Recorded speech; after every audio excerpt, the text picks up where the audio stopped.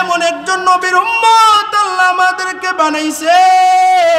পয়গম্বর আল্লাহরে ডাক দিয়া কয়, আল্লাহ অন্য নবীর উম্মতের হায়াত বেশি, তারা বেশি হায়াত পেয়ে বেশি নেক আমল করেছে, কিন্তু আমার তো উম্মতের হায়াত কম, আমার উম্মতেরা এত নেক আমল কেমনে করবে?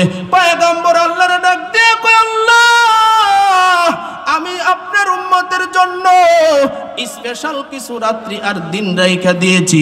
পয়গম্বর রে আল্লাহ ডাক দিয়া কয়, ও গো পয়গম্বর, আমি আল্লাহ আপনার উম্মতের জন্য রমজান মাসের ভিতরে শবে কদর নামে একটা রাত্রি রাখলাম, আর ওই রাত্রির মধ্যে যারা আমল করবে, যারা ইবাদত বন্দেগী করবে, ও গো পয়গম্বর, হাজার মাসের চাইতেও উত্তম সওয়াব আমি আল্লাহ তাদের আমল নামায় দিয়া দিব। সুবহানাল্লাহ। এই রাত্রিটা আমাদের সামনে, এখন 15 রোজা চলতেছে। পয়গম্বরের সাহাবায়ে কেরাম জিজ্ঞাসা করছেন, পয়গম্বর শবে কদর কবে হবে? নবী বলে, ডাইরেক্টলি আল্লাহ জানাই নাই, এটা তোমরা রমজান মাসের শেষ দশকে বেজুর রাত্রিগুলাতে তালাশ করো। সুবহানাল্লাহ। আজকে কেমন দামি নবীর উম্মত আমরা হইলাম। আজকে রমজান মাস চলতেছে, অথচ এখনো দেখেন দোকানে পর্দা টানায়া চা বিড়ি সিগারেট খাইতেছি। কথা ঠিক কিনা বলেন? আজকে আমরা মুসলমান দাবি করি। অধিকাংশ মানুষ রোজা রাখে না, অধিকাংশ মানুষ রমজান মাস আসছে এরপর অনেক মানুষ আছে জুমার নামাজে যায় নাই, আছে না নাই? চিন্তা করেন আমাদের অবস্থা কি হয়েছে। আল্লাহ কোরআনের মধ্যে জানাইছেন, ওয়ামিনান নাসি মান ইয়াশরি নাফসাহু বিতিগা মারদাতিল্লাহ, কিন্তু মানুষের মধ্যে এমন কিছু মানুষ আছে যারা নাকি আল্লাহর রাজি খুশি করার জন্য দুনিয়ার সব কিছু ত্যাগ করতে রাজি। সুবহানাল্লাহ। এই যে রমজান মাস, এরপর আলহামদুলিল্লাহ জুমার পরপরই অনেক মানুষ আমরা এসে পড়েছি। এটা কাকে রাজি খুশি করার জন্য আসছি? বলেন তো কাকে? আল্লাহ, আল্লাহকে রাজি খুশি করার জন্য আসছি।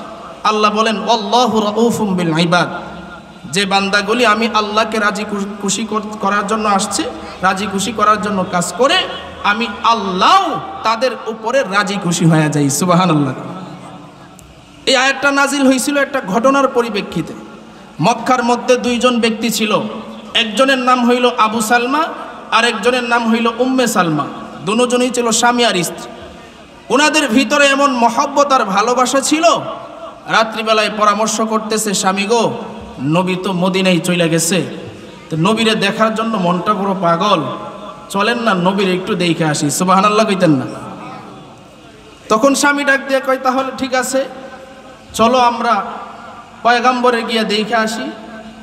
একজন মুনাফিক এই কথাটা শুনছে। আমাদের ইসলামের মধ্যে মুনাফিক আছে না নাই? কষ্ট লাগে বড় এটা, যে আমরা দেখি বিভিন্ন ওয়াজ মাহফিলগুলোতে কোনো হিন্দু, ইহুদি, খ্রিস্টান, বৌদ্ধ, নাসারা, মদ সিং ওরা আইসা বাধা দিবে তো দূরের কথা, এই কথাটা বলারও সাহস পায় না। কিন্তু আমরা জায়গায় জায়গায় দেখি, বাংলাদেশের আনাচে কানাচে দেখি যে মুসলমান হইয়া মাথায় টুপি দিয়া গায়ে পাঞ্জাবি লাগায় আজকে ওয়াজ মাহফিলগুলোর মধ্যে বাধা দেয়। কথা ঠিক কিনা বলে? বাধা দেয়। কিন্তু ভাই কষ্ট লাগে এটা, যে মুসলমান হইয়া আজকে মুসলমানের কাজের মধ্যে বাধা। নাস্তিকরা তো আছেই, দেখেন না, নাস্তিকরা বলে যে মাদ্রাসার মধ্যে আর কি লেখাপড়া হয়, তা আমরাও এটা জানাই দেই। এই যে কিছুদিন আগেই আমাদের এই বাংলাদেশের গর্ব, আমাদের বাংলাদেশের অহংকার, একবার নয় দুইবার নয়, বারবার আমাদের বাংলাদেশের সন্তানরা এই কোরআন বুকে ধারণ করে সৌদি আরব বলেন, দুবাই বলেন, মালয়েশিয়া বলেন, যত আরব কান্ট্রি আছে সব জায়গায় গিয়ে গিয়ে প্রথম স্থান, দ্বিতীয় স্থান, তৃতীয় স্থান অর্জন করে বিজয়ের বেশে বাংলাদেশে ফিরে আসতেছে। কথা ঠিক কিনা বলে? এইগুলো বলবে না, যখন হুজুর দুষ পাবে তখনই তাদের অ্যালার্জি আর চুলকানি বাড়ে। কথা ঠিক কিনা বলেন? কষ্ট লাগে তখন। এই মুনাফিক আর নাস্তিকের বাচ্চাগুলো ইসলামকে ধ্বংস করার জন্য চেষ্টা করতেছে। কিন্তু আজকের এই মাহফিল থেকে জানায়া দিতে চাই, যতই তোমরা চেষ্টা করো, এই কোরআনের সুইচ কোনো দুনিয়াবি মানুষের কাছে নয়, এই কোরআনের সুইচ হইল আল্লাহর কাছে। সুবহানাল্লাহ। এই জন্য ভাই, মুনাফিক থাকবে, সাহায্য করবেন কে? আল্লাহ। উম্মে সালমা এবং আবু সালমার কথা শুই না গিয়ে লাগাইয়া দিছে তাদের গোষ্ঠীর লোকদের কাছে, তারা মুসলমান হয় নাই। এবার তাদেরকে আটকাইছে।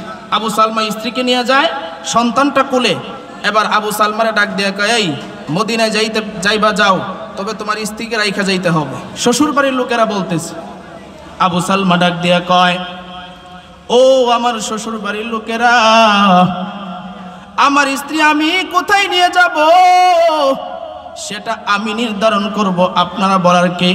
আমার কাছে আপনার সন্তান বিয়ে হয়েছে, আমি মদিনায় নিয়ে যাব, আপনারা বাধা দেওয়ার কে?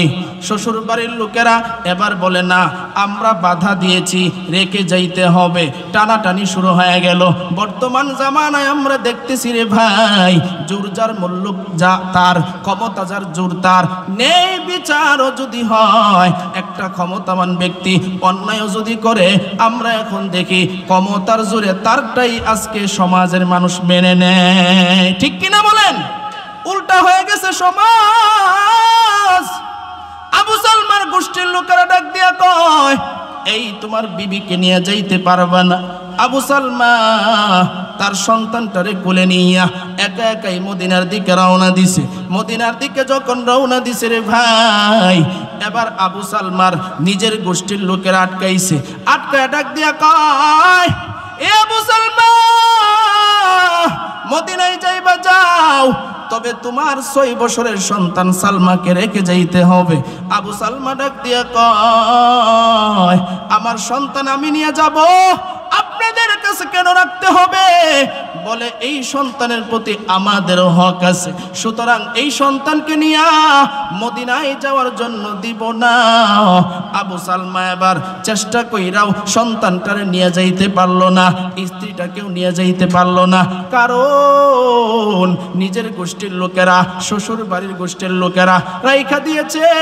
আবু সালমা তখন একা একাই মদিনার দিকে রওনা দিয়েছে। আসমানের দিকে তাকাইয়া আল্লাহরে ডাক দিয়া কয়, আল্লাহ, আমার স্ত্রীকে রেখে দিয়েছে, আমার কোনো দুঃখ নাই। আমার সন্তানকে রেখে দিয়েছে, আমার কোনো দুঃখ নাই। ওগো আল্লাহ, তুমি এবং তোমার রসুলকে রাজি খুশি করার জন্য আমি দুনিয়ার সব কিছু ত্যাগ করতে রাজি। সুবহানাল্লাহ।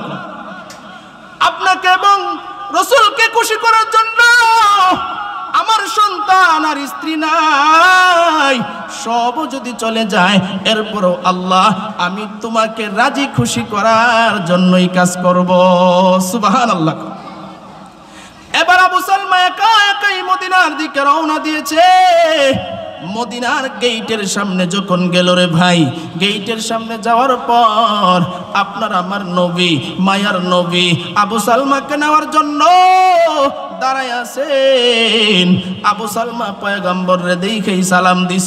নবীরে দেখার পর আবু সালমা নবীরে গিয়া জড়ায় ধরছে, চোখের পানি পালায় কান্দে। নবী ডাক দিয়া কয়, আবু সালমা রে, কেন কান্দো?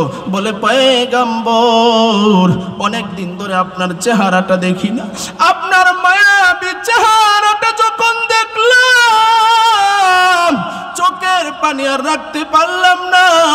ওগো পয়গম্বর, এই চোখের পানি যে আসতেছে পয়গম্বর, এটা দুঃখের কোনো পানি নয়, আপনাকে দেখার আনন্দের পানি। সুবহানাল্লাহ।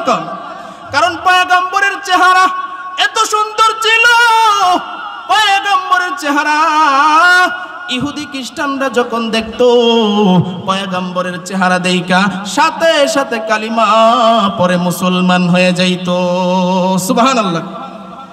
একদিন পয়গম্বরের আম্মাজান হযরত আমেনা রাদিয়াল্লাহু তাআলা আনহু, তিনি দাঁড়ায় আছেন। হালিমাতুস সাদিয়া তিনিও দাঁড়ায় আছেন। হালিমাতুস সাদিয়া এবং আমেনা দুজন কথা বলতেছেন।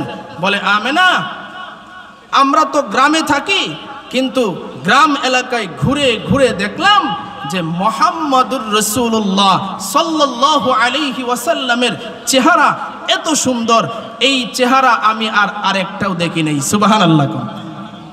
এত সুন্দর চেহারা।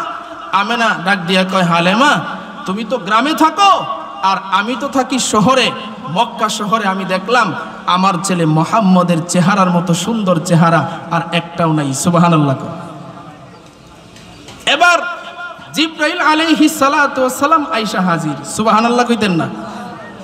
জিবরাইল আলাইহিস সালাতু ওয়াস সালাম কয়, ও আমেনা, ও হালেমা, তোমরা আর কি দেখছো? আমি জিবরাইলকে আল্লাহ এত শক্তি দিছেন, আমাকে আল্লাহ 600 নূরের পাকা দিছেন। যী কুওয়াতিন ইনদা দিল আরশি মাকিন।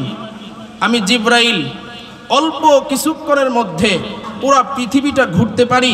তো আমি পুরা পৃথিবী ঘুরে ঘুরে দেখলাম যে আল্লাহর পয়গম্বর হযরত মুহাম্মদুর রাসূলুল্লাহ সাল্লাল্লাহু আলাইহি ওয়াসাল্লামের মতো চেহারার সৌন্দর্য আর একটাও নাই। সুবহানাল্লাহ। কোন